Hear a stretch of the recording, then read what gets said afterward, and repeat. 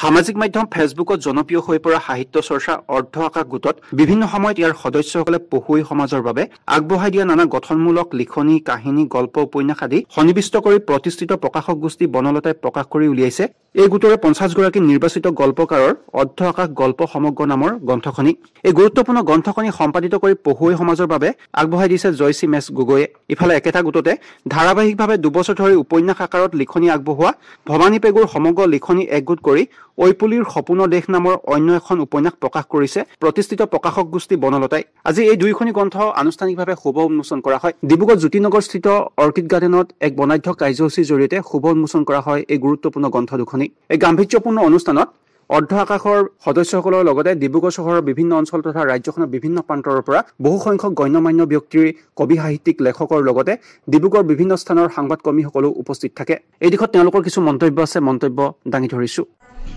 মই এইখিনিকে ক'ব বিচাৰিম যে অৰ্ধ আকাশ ডিজিটেল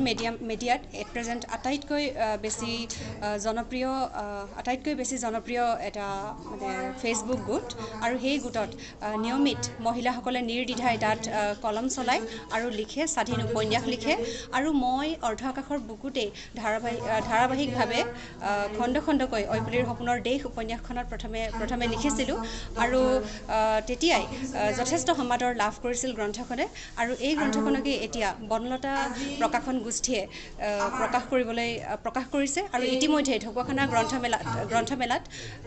বনলতাৰ বিপণীত ইতিমধ্যে ঐপুলিৰ সপোনৰ দেশ গ্ৰন্থখন উপলব্ধ হৈছে আৰু আমাৰ অৰ্ধ আকাশৰ যিখন 50 গৰাকী গল্পকাৰৰ যিটো ভিন্ন স্বাদৰ গল্প সংকলন সেই গল্প সংকলন এইখনো ইতিমধ্যে ঢকুৱাখানা গ্ৰন্থমেলাত উপলব্ধ হৈছে আৰু সেইখন নিৰ্বাচিত গল্প জয়শ্ৰী মেছ গগৈ বাইদেউৰ সম্পাদনাত সেইখন প্ৰকাশ কৰা হৈছে আৰু সেই দুইখন গ্ৰন্থই আমাৰ বনলতা প্ৰকাশনৰ পৰাই প্ৰকাশ পাইছে এই উপন্যাসখনৰ উপন্যাসিকা হৈছে ভৱানী পেগু তেখেতে এই উপন্যাসখন মোক কপি এডিটৰ হিচাপে কাম কৰিবলৈ দিছিলে কপি এডিটৰজনৰ কাম হ'ল যে উপন্যাসখন ছপা ৰূপ পোৱাৰ আগত যিখিনি প্ৰাৰম্ভিক কাম থাকে এজন প্ৰথম পাঠক হিচাপে মই যিমানখিনি পাৰোঁ সেইখিনি সংশোধন কৰা হৈছে উপন্যাসখনত আৰু উপন্যাসখনৰ যিটো কাহিনী সেই কাহিনীটো খুব এটা ভাল কাহিনী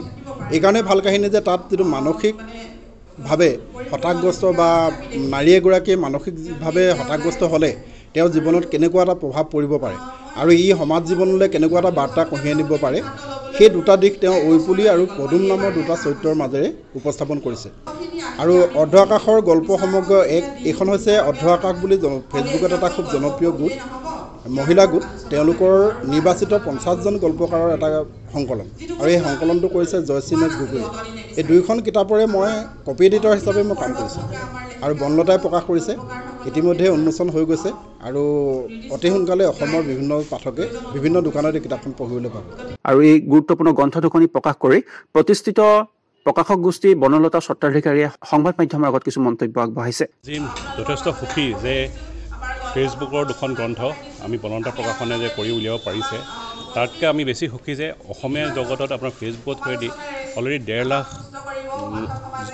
যিসকল ব্যক্তিয়ে সেই কিতাপখনলৈ ভাইৰেল কৰি আছে তাক লৈ আমি যথেষ্ট উৎফুল্লিত আৰু আশা কৰিছোঁ যে কিতাপ দুখনে যথেষ্ট সমাদৰ লগ পায় আৰু যিখন নতুন উঠি অহা লেখিকাসকল আছে তেখেতলোকৰ যাতে এই সমাদৰৰ যাতে আৰু আগবাঢ়ি যাব পাৰে এইখিনিয়ে কথা আৰু প্ৰকাশক হিচাপে আমিও ধন্যবাদ যে সকলোকে জনাইছোঁ যে আপোনালোকো আহিছে আৰু প্লাছ লেখকসকলে যাতে নিজৰ সুনামটো ব্যঞ্জন কৰিব পাৰে নিউজ ডেস্ক ৰিপৰ্ট RVTV